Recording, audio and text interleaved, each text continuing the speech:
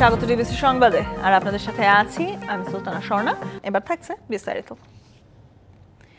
বিএনপির ৩১ দফার সাথে অন্তর্বর্তী সরকারের সংস্কার কার্যক্রমে তেমন পার্থক্য নেই। নির্বাচনই জনগণের রাজনৈতিক অধিকার নিশ্চিতের একমাত্র উপায়, এমনটাই বলছেন বিএনপির ভারপ্রাপ্ত চেয়ারম্যান তারেক রহমান। তিনি আরো বলেন, নতুন রাজনৈতিক দলের উদ্যোগকে বিএনপি অবশ্যই স্বাগত জানাবে, তবে রাষ্ট্রীয় পদে থেকে এমন উদ্যোগকে ক্ষমতার অপব্যবহার হিসেবে বিবেচনা করবে দেশের মানুষ। রাজধানীর ইঞ্জিনিয়ার্স ইনস্টিটিউশনে শিক্ষক সমাবেশে উপস্থিত হন সারা দেশ থেকে আসা সহস্রাধিক শিক্ষক। অংশ নেন বিএনপির সিনিয়র নেতারা। দেশের শিক্ষাক্ষেত্রে বিএনপির অবদান ও ভবিষ্যতে করণীয় আলোচনা করেন বক্তারা। পাশাপাশি সংকট মোকাবিলায় নির্বাচিত সরকারের দাবি জানান তারা। যে অভ্যুত্থান হয়েছে, তারপরে ছাত্র জনতা যে ক্লাসরুম থেকে বের হয়ে এসেছিল, আমি শিক্ষক হিসাবে বিশ্বাস করি সেই প্রত্যেকটি ছাত্র ছাত্রীকে ক্লাসরুমে ফিরিয়ে নিতে হবে।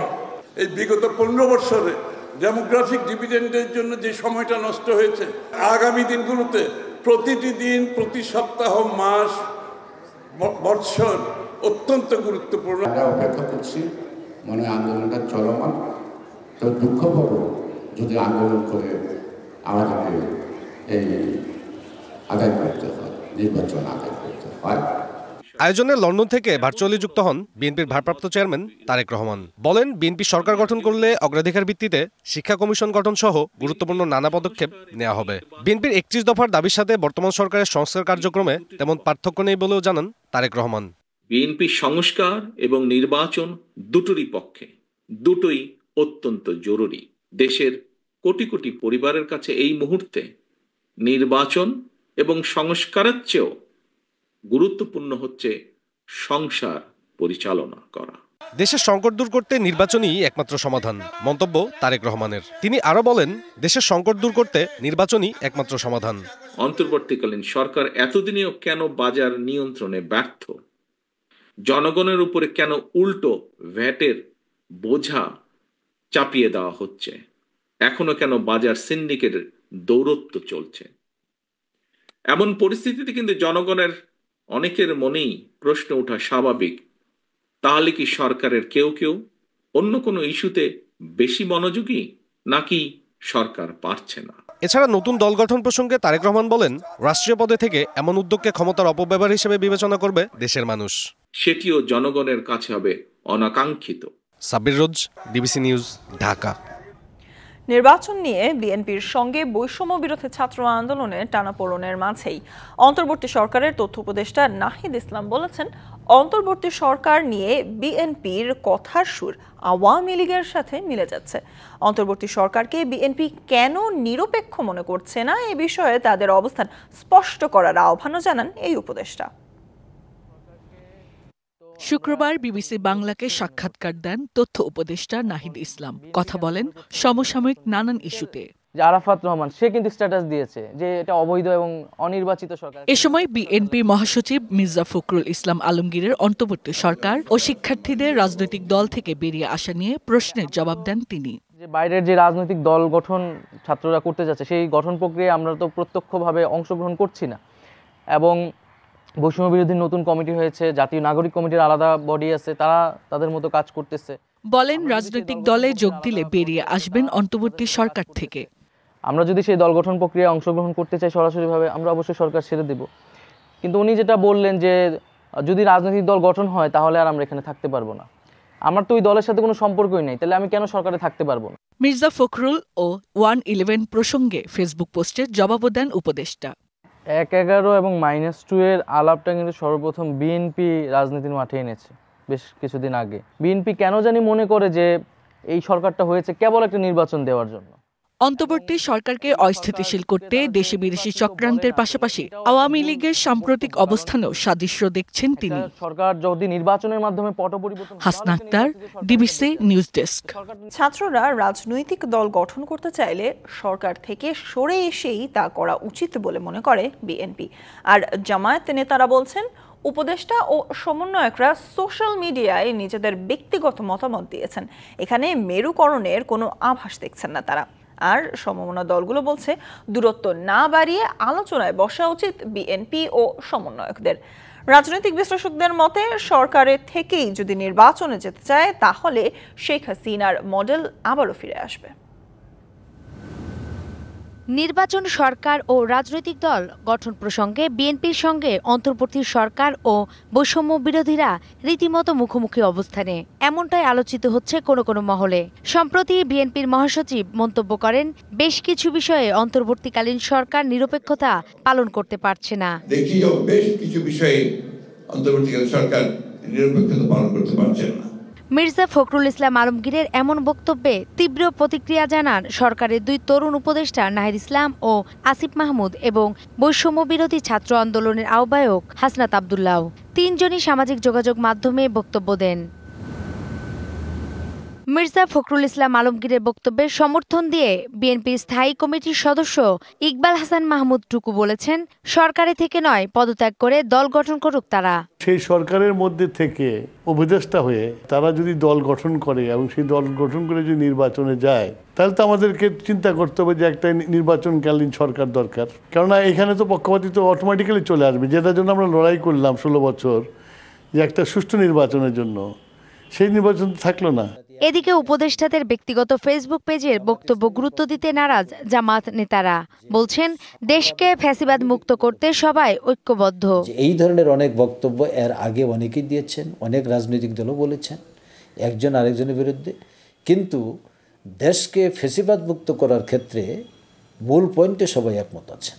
আর সমমনা দলগুলো বলছেন, আলোচনার টেবিলে বসে সমাধান বের করা জরুরি। আমি এটাকে একটা গভীর সংকট মনে করি। এই সংকট বাড়তে দেওয়া উচিত হবে না। তাদেরকে যদি এই গণতান্ত্রিক প্রক্রিয়ার মধ্যে ইনক্লুসিভ রাখতে পারি, অন্তর্ভুক্ত রাখতে পারি, সেটাই দেশের জন্য কল্যাণ হতে পারে। আর সমন্বয়করা বলছেন, বিএনপির কাছ থেকে এমন মন্তব্য কাম্য নয়। শুধুমাত্র পাওয়ার গেইন করার জন্য একটা কথা বলে ফেলা, ভেবেচিন্তে না বলা, তার মতো একজন বিজ্ঞ রাজনীতিবিদ আর একটা কথার এফেক্ট বাংলাদেশে অনেক বেশি। আমার মনে হয় যে এখনো এই রকমের বক্তব্য দেওয়ার জন্য পারফেক্ট সময় বাংলাদেশে আসেনি। এমন পরিস্থিতিতে রাজনৈতিক বিশ্লেষকরা বলছেন, নির্বাচনে প্রতিদ্বন্দ্বী ও কর্তৃপক্ষ একই হতে পারে না। যারা নির্বাচন পরিচালনা করবে সেটা যেন শেখ হাসিনার মডেলের নির্বাচন না হয়, এবং শেখ হাসিনা মডেলের নির্বাচন না হওয়ার জন্য প্রধান শর্ত হলো নির্বাচনের প্রতিদ্বন্দ্বিতাকারী এবং নির্বাচন পরিচালনাকারী একই কর্তৃপক্ষ হবে না। সরকারে থেকে রাজনৈতিক দল গঠন করলে শেখ হাসিনার নির্বাচনী মডেল আবারও চলে আসবে বলেও মনে করেন তিনি।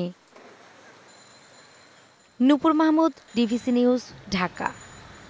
জনগণের প্রত্যাশিত দেশ গঠনের সকলকে এগিয়ে আসার আহ্বান জানিয়েছেন বিএনপির ভারপ্রাপ্ত চেয়ারম্যান তারেক রহমান।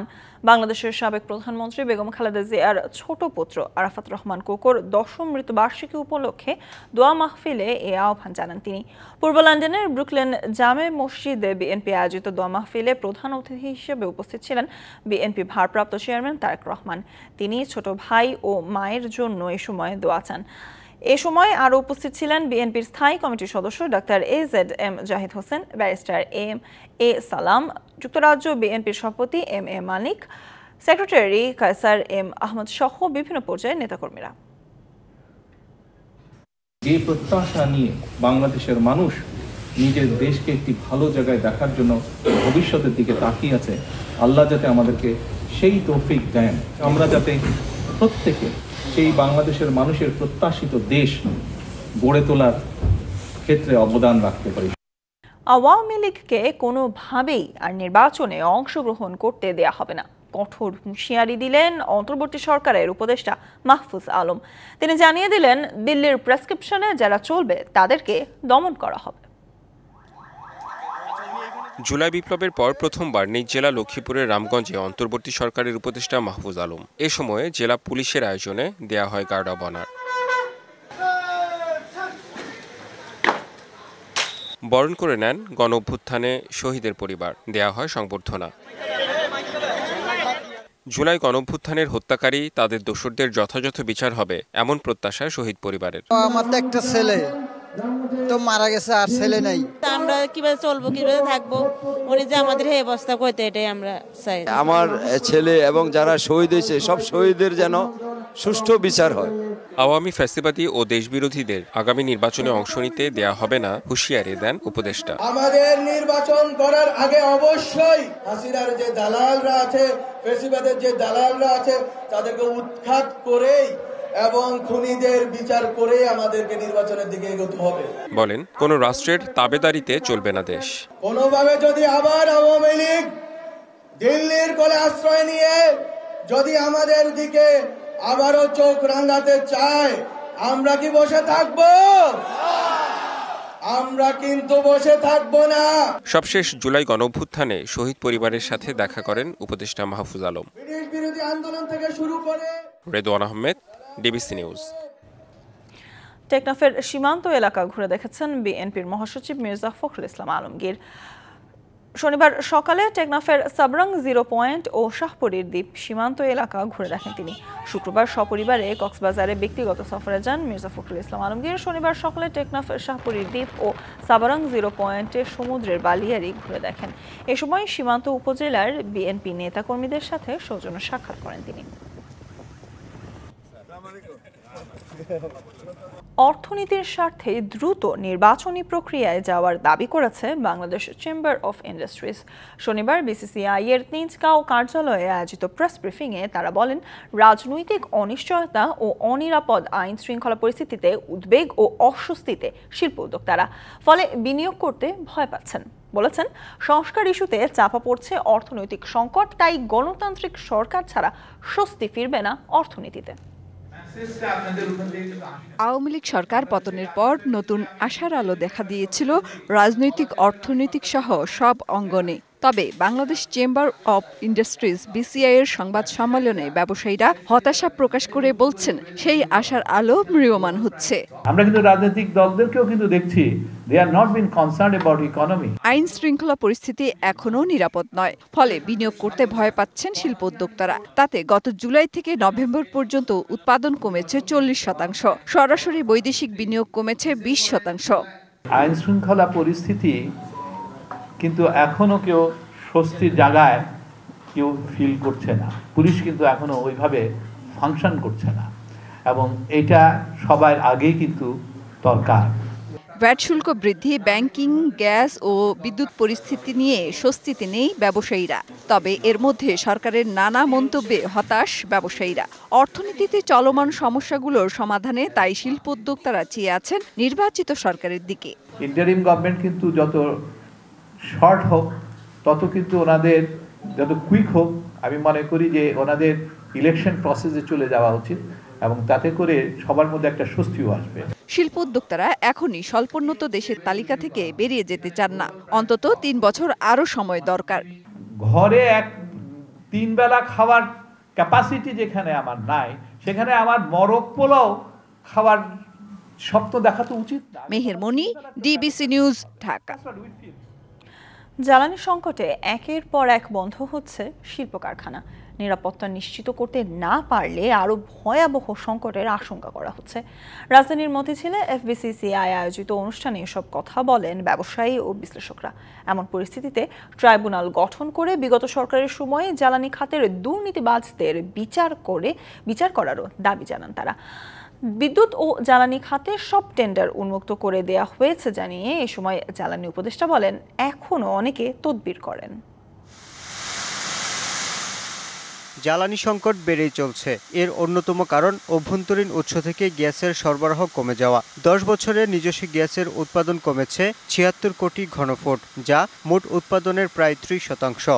গ্যাসের দৈনিক সর্বোচ্চ উৎপাদন 1800 কোটি ঘনফুট থেকে কমে 1900 কোটি ঘনফুটে দাঁড়িয়েছে। নতুন গ্যাস না পেলে 2031 সালের মধ্যে ফুরাবে বিদ্যমান মজুত। আমি তো বলতে পারছি না আমাদের গ্যাস আছে কি নাই, আমাকে তো ওই সাইজমেকগুলো করতে হবে। সেক্টর ওয়াইজ কোন সেক্টরে কত গ্যাস যাবে, আর চুরি এগুলো থামাতে হবে।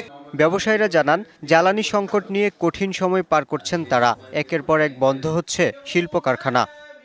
বিগত 2 বছরে কোনো ইন্ডাস্ট্রি মুখ দেখছে না, এবং ভবিষ্যতে ইন্ডাস্ট্রি হবে কি হবে না অনিশ্চিত। কে ইনভেস্টমেন্ট করবে? সিস্টেম লসটাকে কমাতে হবে। ঠিক আছে, সিস্টেম লস আছে, টেকনিক্যাল সিস্টেম লস আমাদেরকে অ্যাকসেপ্ট করেই নিতে হবে। এটা এনার্জিতে বলেন, এটা পাওয়ারে বলেন, দুটা সেক্টরে। জ্বালানি খাতের অপরাধীদের বিচার, শুনানির মাধ্যমে বিদ্যুৎ ও জ্বালানির দাম পুনর্নির্ধারণের দাবিও জানান বক্তারা। এলপিজির ব্যবসা প্রমোট করা হলো, যে কারণে এক্সপ্লোরেশন হলো না। বিদ্যুতের এবং এগুলোকে ইম্পোর্ট মার্কেট বানানো হলো বাংলাদেশটাকে, বা এই গত 15 বছরে এই জ্বালানি রূপান্তর হয়েছে যে ইম্পোর্ট মার্কেট বানানোর জন্য। এখন 95% প্ল্যান্ট ফ্যাক্টরে আদানির পাওয়ার প্ল্যান্ট চালিয়ে 14 থেকে 15 টাকায় আমরা তার কাছ থেকে বিদ্যুৎ কিনে নিয়ে এসেছি। আমার পাওয়ার প্ল্যান্টগুলোর ক্যাপাসিটি পেমেন্ট দিচ্ছে, অথচ সেগুলো চলে না। বিদ্যুৎ ও জ্বালানি খাতে সব দরপত্র উন্মুক্ত করে দেওয়ার পাশাপাশি নিজস্ব জ্বালানি বাড়ানোর কাজ চলছে বলে জানিয়েছেন বিদ্যুৎ, জ্বালানি ও খনিজ সম্পদ উপদেষ্টা। বিদ্যুতের দাম বাড়ান, গ্যাসের দাম বাড়ান। সরকার তো 6 মাস হতে চললো, আমরা কিন্তু বিদ্যুতের দাম বাড়াই নাই। কারণ হচ্ছে যে আমরা তো অন্যায় দামে এই বিদ্যুৎ কিনছি, সেটা আমি কনজিউমারকে কেন পাস করব? কিন্তু এটা কতদিন রাখতে পারবো আমি জানি না। ভোলা থেকে গ্যাস এনে শিল্পে ব্যবহারের জন্য ব্যবসায়ীদের পরামর্শ দেন উপদেষ্টা। Yusuf Rana, DBC news, Dhaka. ঘোষণার 2 দিন পর সমালোচনার মুখে স্থগিত করা হলো বাংলা একাডেমি সাহিত্য পুরস্কার 2024। শনিবার বাংলা একাডেমির মহাপরিচালক অধ্যাপক মোহাম্মদ আজমের সই করা এক বিজ্ঞপ্তিতে এই তথ্য জানানো হয়। এতে বলা হয়, উদ্ভূত সামাজিক রাজনৈতিক পরিস্থিতিতে এবং পুরস্কার তালিকাভুক্ত কারো কারো সম্পর্কে কিছু অভিযোগ ওঠায় বাংলা একাডেমি সাহিত্য পুরস্কার 2024 এর পুনর্বিবেচনার প্রয়োজন। অভিযোগ সম্পর্কে অনুসন্ধানেরও সিদ্ধান্ত নেওয়া হয়। এদিকে সংস্কৃতি উপদেষ্টা মোহাম্মদ সরওয়ার ফারুকী তার এক ফেসবুক পোস্টে বলেন যে আজব নীতিমালা এই ধরনের উদ্ভট এবং কোটারি পুরস্কারের সুযোগ করে দেয়, সেগুলো দ্রুত রিভিউ করা প্রথম কাজ। একাডেমির আমূল সংস্কার করা হবে যা নিয়ে ফারুকী প্রশ্ন তোলেন, দেশের সংস্কার হবে, বাংলা একাডেমির সংস্কার কেন নয়? খতনা করাতে গিয়ে শিশু আয়ানের মৃত্যুর ঘটনায় সাঁতারকুল ইউনাইটেড হাসপাতালের 2 চিকিৎসকের দায় পেয়েছে তদন্ত কমিটি। একই সঙ্গে 2 ডাক্তার ও হাসপাতাল কর্তৃপক্ষের বিরুদ্ধে ব্যবস্থা নেওয়ার সুপারিশ করা হয়েছে তদন্ত প্রতিবেদনে। পাশাপাশি আয়ানের বাবা মাকে ক্ষতিপূরণ এবং সকল অনুমোদনহীন হাসপাতাল এবং ক্লিনিক বন্ধের সুপারিশ করেছে হাইকোর্টের গঠন করে দেয়া 5 সদস্যের তদন্ত কমিটি। রবিবার বিচারপতি মোস্তফা জামান ইসলাম ও বিচারপতি মোহাম্মদ আতাবুল্লাহর সমন্বয়ে গঠিত হাইকোর্টের দ্বৈত বেঞ্চ আলোচিত এ মামলার শুনানি হবে এবং সে সময় দ্বিতীয় পর্যায়ে গঠিত তদন্ত কমিটির এ প্রতিবেদন উচ্চ আদালতে তুলে ধরা হবে বলে জানিয়েছেন সংশ্লিষ্ট আইনজীবীরা। গত বছরের 8 জানুয়ারি রাজধানীর সাঁতারকুল বাড্ডার ইউনাইটেড মেডিকেল কলেজ হাসপাতালে সুন্নাতে খাতনা করাতে গিয়ে লাইফ সাপোর্টে থাকা শিশু আয়ান মারা যায়। কক্সবাজারের টেকনাফের কচ্ছপিয়া পাহাড় থেকে 16 নারী, পুরুষ ও শিশুকে উদ্ধার করেছে বাংলাদেশ নৌবাহিনী। এ সময় মানব পাচারের সাথে জড়িত একজনকে আটক করা হয়েছে। বাংলাদেশ নৌবাহিনীর আইএসপিআর এর গণসংযোগ কর্মকর্তা জানান, মালয়েশিয়া পাঠানো হবে বলে বেশ কিছু নারী পুরুষকে পাহাড়ে জিম্মি করে একটি পাচারকারী চক্র। শনিবার বিকেল 3টার দিকে গোপন সংবাদের ভিত্তিতে সেখানে অভিযান চালালে 14 জন রোহিঙ্গা নারী, পুরুষ ও শিশু ও 2 বাংলাদেশি নাগরিককে উদ্ধার করে নৌ সদস্যরা। এ সময় আলী আব্দুল্লাহ নামে এক পাচারকারীকেও আটক করা হয়। হবিগঞ্জের কালনী গ্রামের সংঘর্ষে এক ব্যক্তি নিহতের পর প্রতিপক্ষের বাড়িতে হামলা ও ভাঙচুরের অভিযোগ উঠেছে। এ সময় কোটি টাকার মালামাল লুট করে নিয়ে গেছে দুর্বৃত্তরা। এতে নিরাপত্তাহীনতায় ভুগছেন নারী, শিশু ও বয়োবৃদ্ধরা। বাড়িঘর ছেড়ে অন্যত্র আশ্রয় নিয়েছেন অনেকেই। গত 15 জানুয়ারি আধিপত্য বিস্তারকে কেন্দ্র করে সংঘর্ষে নিহত হন কাজী দীপু মিয়া। এরপরই হামলার ঘটনা ঘটে। এদিকে শুক্রবার ঘটনাস্থল পরিদর্শন করেছেন হবিগঞ্জের পুলিশ সুপার NM সাজিদুল হক। হত্যাকাণ্ড ও বাড়িতে লুটপাটে জড়িতদের বিরুদ্ধে আইনগত ব্যবস্থা নেওয়ার আশ্বাস দেন তিনি। হবিগঞ্জের নবীগঞ্জে পূর্ব শত্রুতার জের ধরে 2 পক্ষের সংঘর্ষে অন্তত 20 জন আহত হয়েছেন। শনিবার বিকেলে দেবপাড়া ইউনিয়নের কালারভরপুর গ্রামে এই ঘটনা ঘটে। পুলিশ জানায়, গ্রামের সালামত খান ও আলমগীর খানের পূর্ববিরোধ ছিল। দুপুরে আলমগীর খানের ভাই আলী আমজাদ খানকে মারধর করে প্রতিপক্ষ। এর জেরে বিকেলে উভয় পক্ষের লোকজন সংঘর্ষে জড়িয়ে পড়ে। এতে অন্তত 20 জন আহত হন। গুরুতর আহত 5 জনকে সিলেটের ওসমানী মেডিকেল ও বাকিদের স্থানীয় হাসপাতালে ভর্তি করা হয়েছে। বর্তমানে পরিস্থিতি নিয়ন্ত্রণে রয়েছে। সন্ত্রাস আতঙ্কে চট্টগ্রামের রাউজান উপজেলার বাসিন্দারা। প্রায় প্রতিদিনই ঘটছে গোলাগুলি। গত 6 মাসে অর্ধশত গোলাগুলির ঘটনা ঘটছে। এলাকাবাসীর অভিযোগ, আধিপত্য বিস্তারে দিনে দুপুরেও সশস্ত্র মহড়া দেয় সন্ত্রাসীরা। প্রশ্ন উঠছে আইন শৃঙ্খলা বাহিনীর ভূমিকা নিয়েও। ব্যবসার কাজে মিয়ানমার গিয়ে শুক্রবার সকালে দেশে ফেরেন নোয়াপাড়া এলাকার শুটকি ব্যবসায়ী জাহাঙ্গীর আলম। দেশে ফিরে নিজ ব্যবসা প্রতিষ্ঠানের ম্যানেজারকে নিয়ে জুমার নামাজ পড়তে যাচ্ছিলেন তিনি। মোটরসাইকেলের পেছনে থাকা অবস্থায় তাকে গুলি করে সন্ত্রাসীরা। সামাজিক যোগাযোগ মাধ্যমে ছড়িয়ে পড়া এক ভিডিওতে দেখা যায় ব্যবসায়ী জাহাঙ্গীরকে হত্যাকারী সবার হাতেই ছিল অস্ত্র, মাথা থেকে মুখ পর্যন্ত ছিল কাপড়ে মোড়ানো। কারোর সাথে কোনোদিন কেউ কোনো সমস্যা না, কিছু না, বাড়িতে আসতো, নামাজ কালাম পড়তো, সবার সাথে দেখা করতো, সবার খবর নিত, চলে যাইতো। আমি বাড়িতে ছিলাম, আব্বু বাসা থেকে নামাজ পড়ার জন্য বাড়িতে আসতেছিল, রক্তাক্ত অবস্থায় পাইছি বাড়িতে। স্বজনরা বলছেন মসজিদ কমিটির দায়িত্ব থাকায় প্রতি শুক্রবার এলাকায় যেতেন জাহাঙ্গীর। রাউজানের পরিস্থিতি নিয়ে আতঙ্কিত সবাই। এখানে নিরাপত্তা বলতে কিছুই নেই, আনসিকিউর। মানুষ আজকে জানা যাবে কিনা সেটাও সন্দেহের মধ্যে আছে। এতগুলি ব্যবসায়ী, এতগুলি ভিআইপি মানুষ, অজানা কোনো কিছু নাই। ওরা খাড়া করতেছে, খাড়া প্রকাশ্য অস্ত্র নিয়ে মহড়া করতেছে, পুলিশ ঘুমায়। ব্যবসায়ী হত্যাকাণ্ডে এখনও অস্ত্রধারীদের কাউকে আইনের আওতায় আনতে পারেনি আইন শৃঙ্খলা বাহিনী। যাদেরকে সন্দেহ করা হচ্ছে এই ঘটনার সাথে জড়িত তাদেরকে গ্রেপ্তার করা যায়নি, বাট আমাদের অভিযান অব্যাহত আছে। আমরা সিসিটিভি ফুটেজ থেকে তাদের শনাক্ত করার চেষ্টা করছি। গত 6 মাসে রাউজানে অর্ধশত গোলাগুলির ঘটনা ঘটেছে। বেশিরভাগ ঘটনার নেপথ্যে রয়েছে চাঁদাবাজি আর দখলদারিত্ব। Mujibul Haque, DBC news, Chittagong. সারা বিশ্বে মুসলিম নির্যাতনের ব্যাপারে বরাবরই নীরব ভূমিকা পালন করে ইসলামিক রাষ্ট্রগুলো। সিরিয়া কিংবা ফিলিস্তিনে গণহত্যা তাদের স্পর্শ করে না।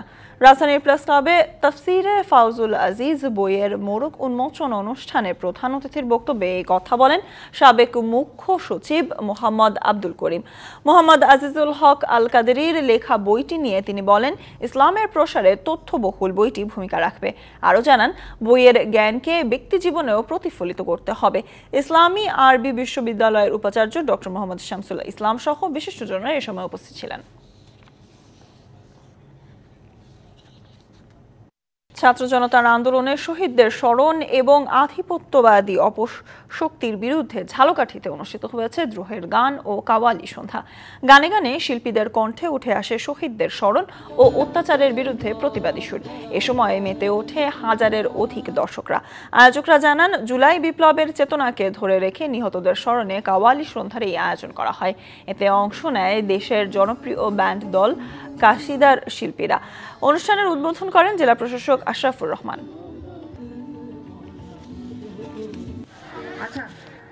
বীমার সঠিক নিয়ম নীতি মেনে ব্যবসা আহরণ করে কর্ণফুলী ইন্স্যুরেন্সকে একটি আদর্শ কোম্পানি হিসেবে গড়ে তোলার আহ্বান জানিয়েছেন প্রতিষ্ঠানটির চেয়ারম্যান নিজাম উদ্দিন আহমেদ। শনিবার রাজধানীতে কর্ণফুলী ইন্স্যুরেন্সের ৩৯তম বার্ষিক সম্মেলনে প্রধান অতিথির বক্তব্যে এই আহ্বান জানান তিনি। সম্মেলনের সভাপতিত্ব করেন কোম্পানির সিইও ANM ফজলুল করিম মুন্সি। অনুষ্ঠানে সারা দেশ থেকে আসা শাখা ব্যবস্থাপকরা কোম্পানির উন্নয়নে একটি আধুনিক ও প্রযুক্তি নির্ভর বীমা কোম্পানি বিনির্মাণে বিভিন্ন বিষয়ে মূল্যবান আলোচনা করেন।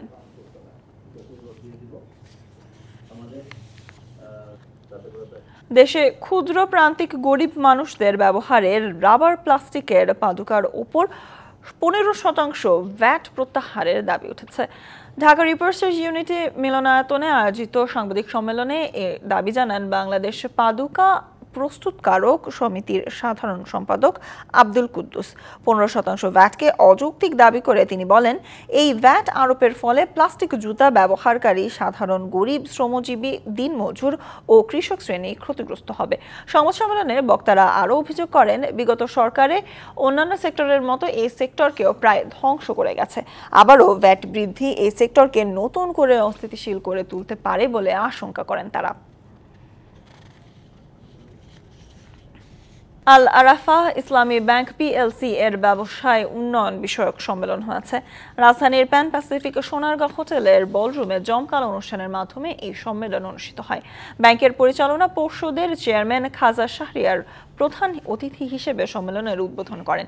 এ সময় তিনি ব্যাংকের খেলাপি বিনিয়োগ আদায় ও কমিয়ে আনতে শাখা ব্যবস্থাপকদের বিশেষ নির্দেশনা দেন। ব্যবস্থাপনা পরিচালক এবং সিইও ফরমান আর চৌধুরী, পর্ষদের পরিচালক মোহাম্মদ আব্দুল্লাহ ওয়াদুদ ও ব্যাংকের শীর্ষ নির্বাহীগণ ও জোনাল হেড সহ 226টি শাখার ব্যবস্থাপকগণ অনুষ্ঠানে অংশগ্রহণ করেন।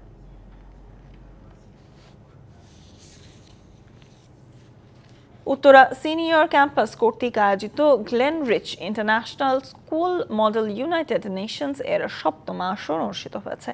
Clear the haze, set the truth ablaze প্রতিপাদ্যকে সামনে রেখে শিক্ষার্থীরা অধিবেশনে অংশগ্রহণ করেন। বিভিন্ন প্রান্তের মোট 28টি স্কুল থেকে 450 জনেরও বেশি শিক্ষার্থী প্রতিনিধি সম্মেলনে অংশ নেন। জাতিসংঘ নিরাপত্তা পরিষদ, জাতিসংঘ মানবাধিকার পরিষদ, উত্তর আটলান্টিক চুক্তি সংস্থা, আন্তর্জাতিক বিচারালয়, জাতিসংঘ মহিলা কমিশন, অর্থনৈতিক ও আর্থিক বিষয়ক পরিষদ এবং বাংলাদেশের অন্তর্ভুক্তি সরকার সহ প্রায় 14টি কমিটি এই সম্মেলনে অংশ নেয়। শিক্ষার্থীরা ছায়া জাতিসংঘের এই আসরে তাদের বিতর্ক এবং বাকশৈলী প্রদর্শন করেন। ব্যাপক আলোচিত বিশ্ব চ্যালেঞ্জের সাথে সম্পর্কিত বিভিন্ন বিষয় নিয়ে আলোচনা ও সমালোচনার মাধ্যমে সংকটগুলো কাটিয়ে ওঠার উপায়গুলোও তুলে ধরেন তারা। এটা পুরো এন্টায়ার প্রোগ্রামটাই হচ্ছে ইউনাইটেড নেশন কনফারেন্সেস। এই ইউনাইটেড নেশন কনফারেন্সেসের মূল উদ্দেশ্যই হচ্ছে আমাদের স্কুল গোয়িং বাচ্চাদেরকে, যারা টিনেজার্স, স্পেশালি গ্রেড 11-12, যারা 12 হচ্ছে ক্লাস 12, যারা 19-এর মধ্যে বয়স, ওদেরকে আমরা ইউনাইটেড নেশনের টোটাল কনফারেন্সে যা যা কিছু হয় ওইটাকে এখানে একটা মডেলিং করা। ডিবিসি সংবাদে এই ছিল এখনকার মতো। ডিবিসি নিউজের সংবাদগুলো পড়তে ভিজিট করুন dbcnews.tv। এছাড়া ভিজিট করুন ডিবিসি নিউজের ফেসবুক পেজ এবং ইউটিউব চ্যানেলে। সাথেই থাকুন।